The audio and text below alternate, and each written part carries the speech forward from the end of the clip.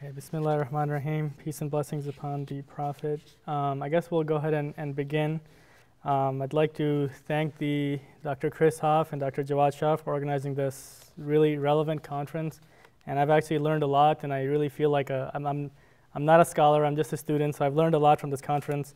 And what I will be presenting today is Iqbal's theory of the self. And in fact, whenever you're trying to present a theory of the self that belongs to a historical figure, there's the question of how accurately you reflect that theory. So this is my interpretation of Iqbal's theory, and in the process we'll go through a critique of, I'll try to place it in the context of Ghazali's thought, which I think is what Iqbal himself tries to do, and also talk about some issues in modern science that relate to the issue of the self.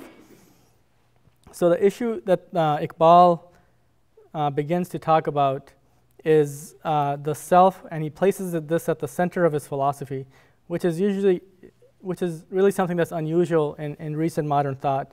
And in doing so, he's taking the liberty of critiquing some very influential and well-respected thinkers in Islamic history.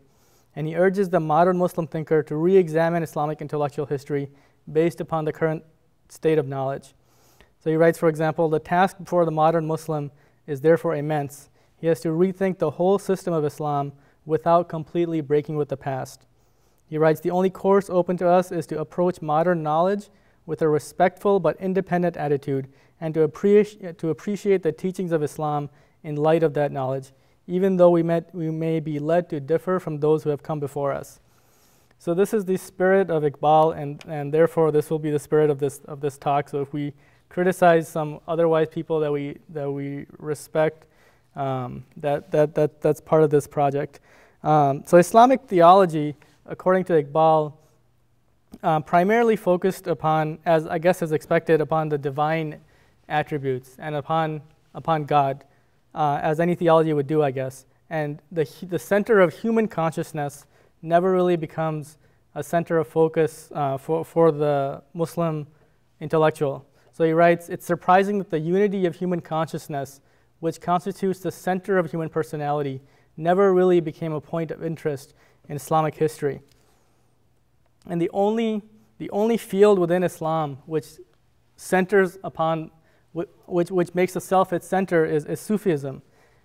But this is done outside of the intellectual sort of academy.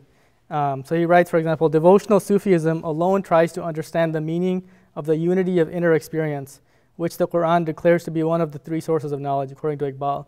But even within Sufism, Iqbal thinks that there are certain pantheistic and fatalistic tendencies which the concept of the soul as it has developed in Islam has led to some of these problems within Sufism. But he differentiates between devotional Sufism and sort of higher Sufism, such as that of Jalaluddin Rumi, which you will see that he is inspired by in many respects. And so the aspect of his thought that I want to focus on is his critique of a particular type of dualism which has developed within Islam.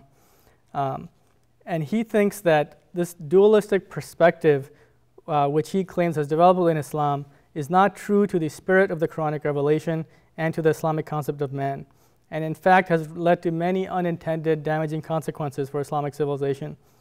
And I will argue in this paper that Iqbal thinks that we are making a certain type of what Gilbert Ryle calls a category mistake when it comes to thinking about the soul, and that soul-body dualism is not necessary, and there are other ways of looking at the issue. And I will present Iqbal's concept, which is more intuitive and natural, I believe. It will include Iqbal's concept of man, its origin, its stages, and its destiny. So just as a point of introduction, Iqbal uses the words soul, self, and ego essentially interchangeably. They all refer to the human personality. And just like Ghazali also doesn't really differentiate between these words all that much. The words qalb, aql, nafs, ruh are all used by Ghazali.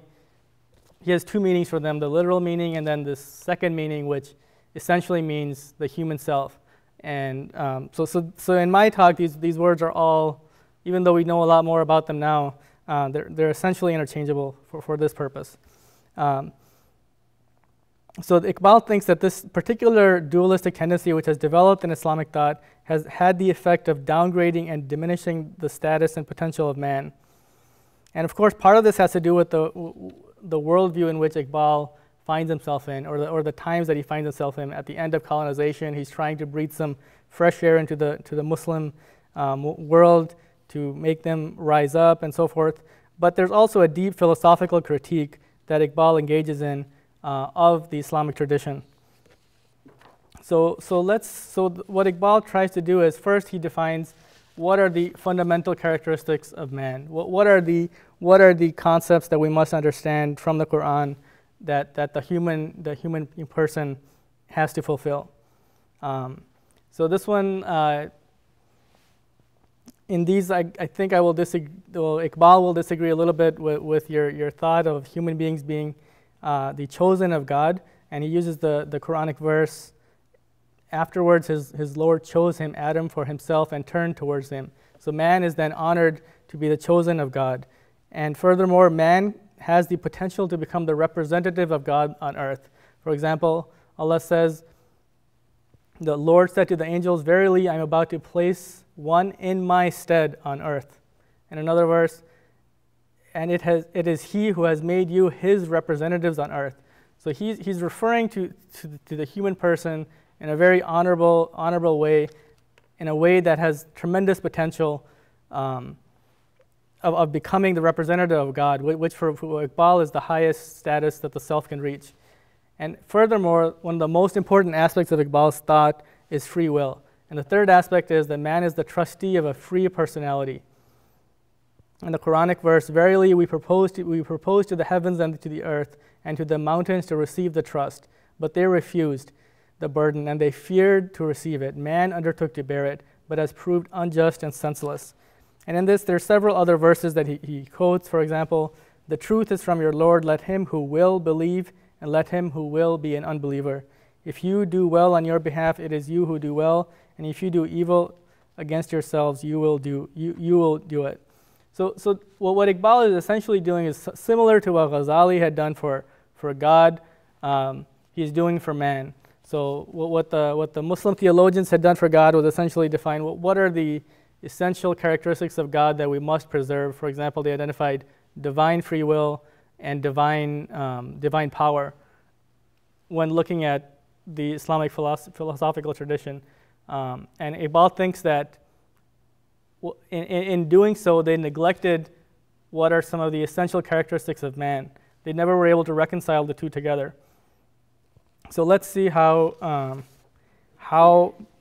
this concept is dealt with in the Islamic tradition. And I want to focus on Ghazali, especially because he's had such an enormous influence upon Islamic thought and what has subsequently become Orthodox Islam. And this is really the tradition that Iqbal is critiquing as well. So just to use Iqbal's words here, to the Muslim school of theology to which Ghazali is the chief exponent, the ego is a simple, indivisible, and immutable soul substance, entirely different from the group of our mental states and unaffected by the passage of time. So just to quickly summarize the view of the Islamic theologians in this regard, the soul was an immaterial, indivisible, immortal, and unchanging substance. And furthermore, this soul was to form the essence of man. The soul defined by this school had to be immaterial so that it could be separated from the body. It had to be indivisible so that it could not be destroyed. And it had to be immortal so it could be transported from this life to the next. And it had to be unchanging so that it could act as the anchor for personal identity. And we've talked about some of these issues already. All of this was accomplished by creating the concept of a soul as a substance. Yet Muslim thinkers were left with the dilemma of how to connect this metaphysical substance with the physical substance of the body, which is an essential concept in Islam. So when I talk about this concept of the soul as a substance, let's see where this is coming from, and let's look at the works that come from the Ghazali tradition, which arguably is the most influential tradition in the history of Islam.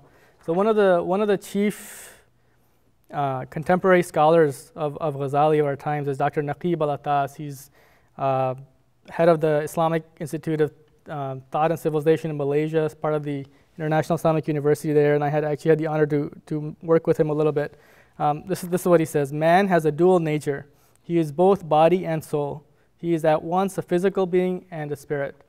Defining the soul, he writes, an indivisible, identical entity, a spiritual substance, which is the reality or very essence of man. Again, the intellect is essentially a spiritual substance. It is not material and separate from matter. Only its act is connected with matter. And we can look at Ghazali's own works. If you look at the Ihya, for example, which he has a whole section on the marvels of the heart, which is, there's a new translation of it anyways. In this one, it is clear. For example, Ghazali says, the second meaning of the heart is a subtle, tenuous substance of the ethereal spiritual sort, which is connected with the physical heart. This subtle, tenuous substance is the real essence of man. Elsewhere, he says, the subtle, tenuous substance that we have mentioned, which is in reality man. And so forth. This is repeated several times. So basically, the impression one gets from this is a dualistic perspective, that what man really is this spiritual substance, and the body is just essentially accidental. And so the idea, so what I want to investigate is, where does this idea come from in Islamic thought? And although earlier we talked about the Ibn Sina and the floating man argument, as best as I can tell, this concept of the soul develops from Ibn Sina, from his concept, from the floating man argument. Professor Nahyan has already explained how that argument works. Essentially, Ibn Sina said, imagine yourself suspended in air, isolated from all sensation, without even sensory contact with your own body. He says the fact that we can imagine ourselves in this situation while maintaining self-consciousness independently from the body implies that the idea of the self is not dependent on a physical thing. The soul, therefore, should be considered a primary given or a substance. The type of dualism Ibn Sina introduces here is slightly more radical than that of Aristotle, who regarded the soul as the form of the body. But Ibn Sina goes further and refers to it as a substance. Deborah Black from the University of Toronto, one of the scholars in this field, she writes, Ibn Sina does not reject the Aristotelian concept of the soul outright, but he upholds a form of soul-body dualism that is foreign to Aristotle. For Ibn Sina, the individual soul is more than a physical entity and organizing principle for the body. It is a subsistent being in its own right, and a complete substance, independent of any relation to the body. Now, to be fair, let's look at Ghazali's concept in a little more detail. We've already discussed Cartesian dualism. Ibn Sina's concept is a little bit different from Cartesian dualism in the sense that Ibn Sina is not doubting the existence of the physical world. He must accept it. He must accept the body exists. He's only using this argument as a way of adding to the personality of the human being, to escape materialism, essentially. He's saying that there's more to a person than the physical structure. And that's the purpose of the floating man argument. It is not meant to be, it is only essentially meant to be a tool to be used for this purpose. So if we look at Ghazali again, even though he clearly refers to the soul in this clear way as a subtle, tenuous substance, this is also controversial where he actually stands on this issue, because elsewhere he says some things that are not as clear. Jules Jensens, who's one of the authorities on Ibn Sina, writes, whereas Ibn Sina justifies a sharp dualism between soul and body, this is far from the case in Al-Ghazali. Indeed, he insists on the existence of a very special connection between the subtle heart and the physical heart. And in that same book, in the Ihya, he talks about the relationship between the soul and the body being somewhat like the relationship between God and his throne and footstool. And Professor Jensen writes, Ghazali remains rather vague and admits that he consciously avoids offering any deeper explanation. In fact, he neither denies nor affirms a radical dualism between the body and soul. His designation of the subtle intellect as a particular expression for the seat of knowledge is of no real help in clarifying the issue. As to the subtle notion of spirit, Al-Ghazali says nothing about it, except that it belongs to the lordly things, offering no other clear explanation whatsoever. And in fact, if we look at Ghazali's incoherence of the philosophers, he has a whole section where he deals with the concept of the soul, and he almost makes it sound like he himself doesn't think that the concept of the soul as a soul substance makes sense on any kind of rational grounds. The title of that section is "On Their Inability to Sustain a Rational Demonstration Proving that the Human Soul is a Self-Subsistent Spiritual Substance that does not occupy space, that is neither body nor imprinted in the body, that is neither connected nor disconnected from the body." So he's critiquing their notion that their soul substance can be proved on rational grounds. But then he makes this statement that maybe it doesn't make sense, but I still accept it because it comes from Islamic law. And he doesn't want to reject the idea, he just wants to point out that it doesn't make rational sense. But as we have seen today, we haven't seen any solid proof from Islamic scripture defining the soul as a substance. Okay, so so I'll skip this. So back to other problems with the problem that happens is that since Ghazali has defined the soul as a subtle, tenuous substance, it becomes part of the Islamic tradition, and it becomes the way that subsequently that the whole idea of the soul is referred to. And I think this might be the origin of where we end up with this dualistic perspective within Islam that is otherwise might be foreign to our tradition, like was pointed out earlier in the Quran talk. There are other issues with considering the soul as from a dualistic perspective, and Iqbal points these out. And Iqbal, according to Iqbal, Ghazali's view of the self serves a neither psychological nor metaphysical interest. For example, he points out that the soul, if it's defined in this kind of a immaterial and inaccessible way, gives us no insight into the nature of that soul. Iqbal writes, "Our conscious experience can give us no clue to the ego regarded as soul substance, for by hypothesis, the soul substance does not reveal itself in experience." And as we will see, Iqbal's concept of the self is a dynamic concept that takes into account real human experience. And Iqbal also points out other problems with this argument, such as the famous critique of Immanuel Kant of Cartesian dualism, essentially where he says that the jump that Descartes makes from "I think" to "I am" a substance essentially is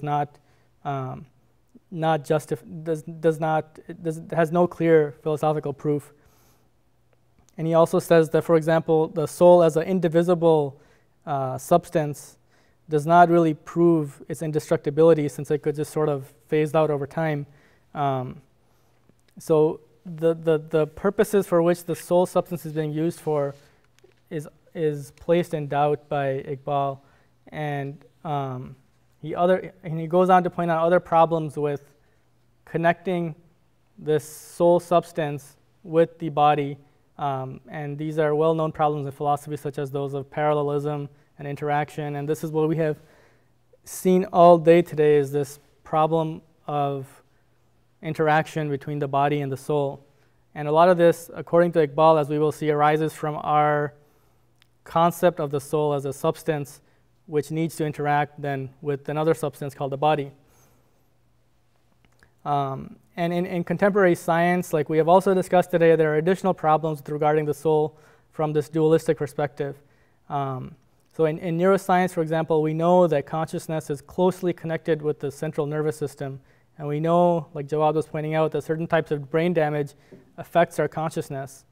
And with advanced brain imaging, such as functional MRI, we can detect thoughts, we can detect decisions, sometimes even before that we're conscious of those decisions. So then the question is, what purpose is the soul serving for us? And and just to quote the small passage again from Daniel Dennett, And I think he reflects something that's common, a common critique of this idea. He says, one widespread tradition has it that we human beings are responsible agents, captains of our own fate, because what we really are souls, immaterial and immortal clumps of God stuff that inhabit and control our material bodies, rather like spectral puppeteers. It is our soul that are the source of all meaning, the locus of our suffering, our joy, our glory, and shame. But this idea of an immaterial soul capable of defying the laws of physics has outlived its credibility, thanks to advances of natural sciences. And he of course, he has his own explanation, which may or may not make sense. But back to Iqbal, I think what Iqbal is trying to say is that what's going on is that we're making a category mistake when it comes to the concept of the soul. That is that, and Gilbert Ryle, who's one of the philosophers who defined this concept, gives us an example of what a category mistake is. He gives an example of an alien, essentially, who comes and wants to see a university. And we take him to the University of Michigan, Flint, and we show him all the buildings, the philosophy department, the science department, the student union. And then he says, well, you've shown me all these buildings, but where's the university? And the mistake that he's making is that the university and the buildings are two different concepts. The university is an organization, and the buildings are physical things. And I think what Iqbal has in mind for the concept of the self is along these lines.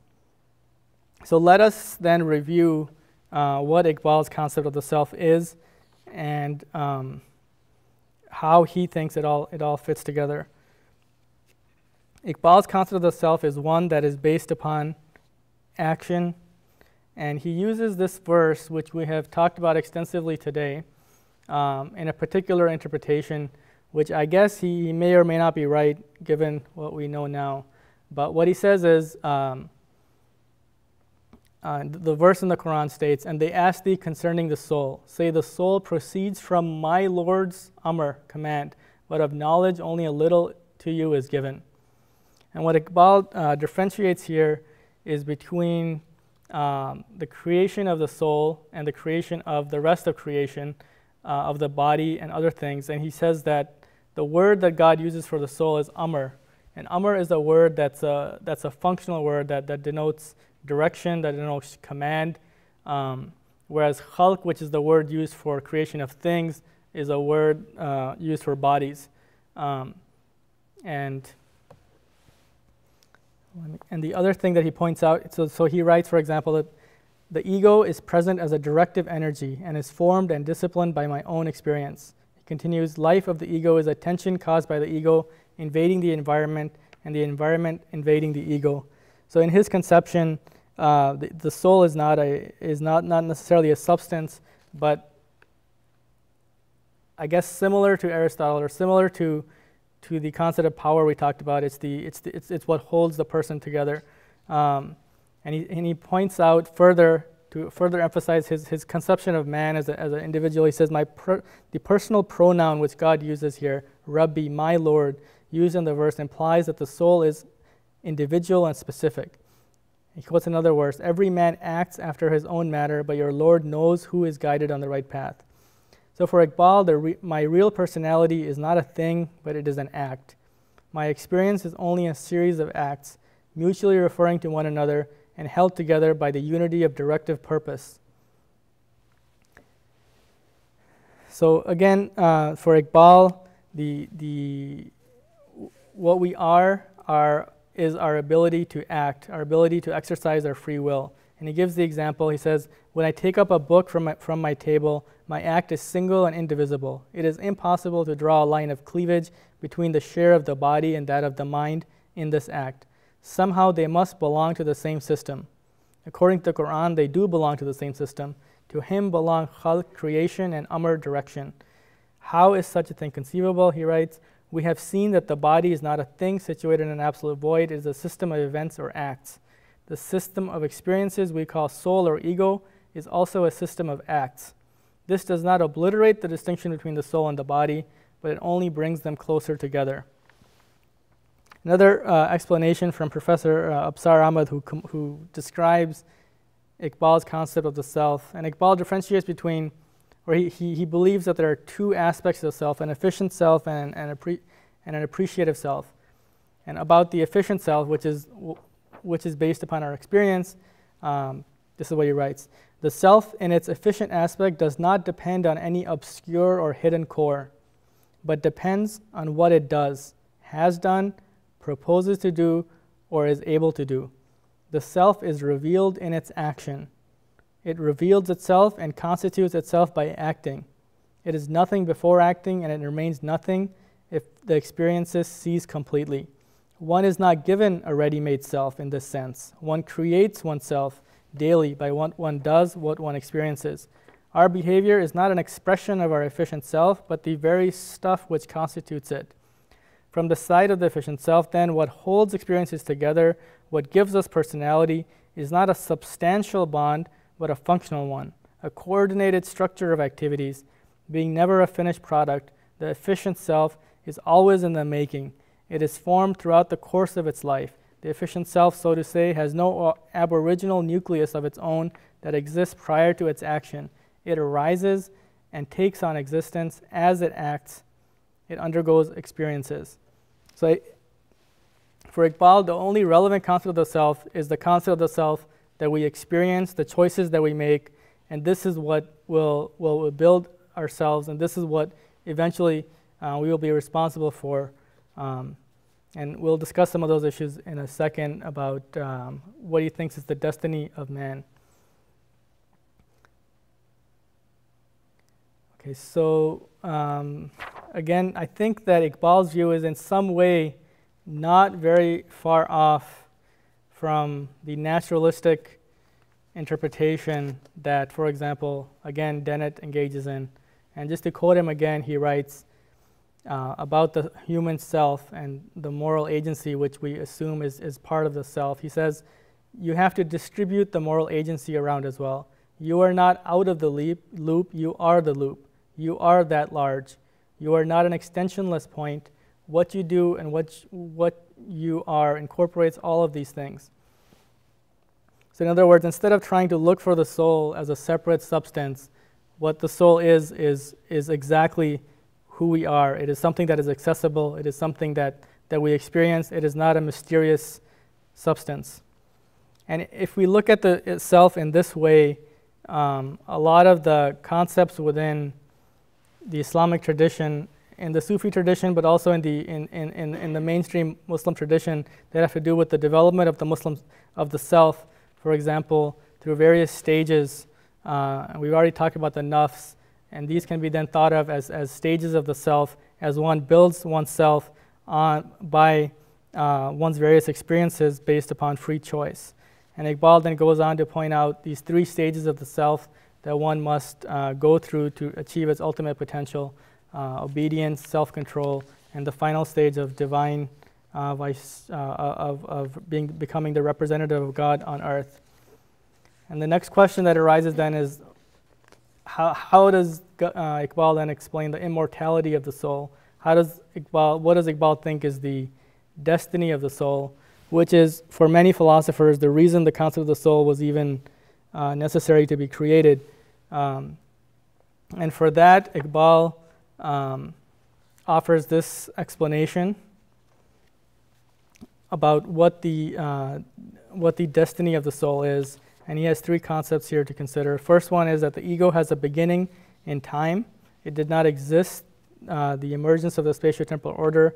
Number two, it has no possibility of return to this earth. And number three, that finitude is not a misfortune, that the human self, and here what he's really critiquing is a certain strain in Sufism that is essentially pantheistic, that considers annihilation of the self as the final stage of the development of the self. And Iqbal is going to, even though he insists on destroying a dualism between the body and the soul, he insists on a dualism between God and man. And he believes that man achieves when man achieves his ultimate, when man reaches his highest potential, that's when he experiences God in his own state, without losing any kind of self-consciousness or losing his consciousness. And this is the case. For example, he gives the example of the Miraj of the Prophet, peace be upon him, where he retained his full self-possession, and this is the example of the highest type of mystical experience. Iqbal actually thinks that mysticism suffered because of this dualistic explanation for the soul, because the dualistic explanation was essentially a non-rational one that created a mysticism that was based upon just sort of divine intuition, and not one that was based upon rational thought and real human experience. And in this, there's inspiration from certain types of thought from the Sufi tradition, such as the concept of the insan-e kamil, or the perfect man, that we find in Ibn Arabi or Rumi, for example. And finally, I don't think that Iqbal offers a full explanation for how humanity can be, how man can survive from this world to the next. But for that, perhaps Iqbal would agree with the explanation of John Locke when he writes, "All the great ends of morality and religion are well enough secured without the philosophical proofs of the soul's immateriality, since it is evident that he who at first made us beings to subsist here, sensible, intelligent beings, and for several years continued us in such a state, can and will restore us to a like state of sensibility in another world, and make us there capable to receive the retribution he has designed to men according to their doings in this life. And therefore it is not a mighty necessity to determine one way or the other, as some overzealous for or against the immateriality of the soul have been forward to make the world believe." So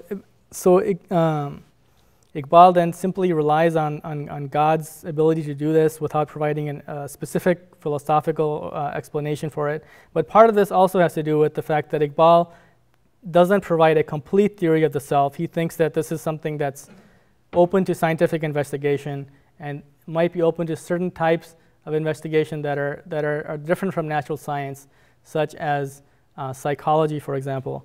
And he places some hope in certain strains in psychology in helping to explain the self. Iqbal's goal then is the self's goal then, according to Iqbal, is to rise through these various stages of the self to continuously build upon oneself until one truly becomes the representative of God and experiences God while maintaining one's own self. So for Iqbal, the explanation that's used of the drop slipping into the sea is not the drop slipping into the sea, but it is the realization and bold affirmation in an undying phrase of the reality and permanence of the human ego in a profounder personality. Iqbal again writes, in the higher Sufism of Islam, unitive experience with the divine is not the finite ego effacing its own identity by some sort of absorption into the infinite ego. It is rather the infinite passing into the loving embrace of the finite.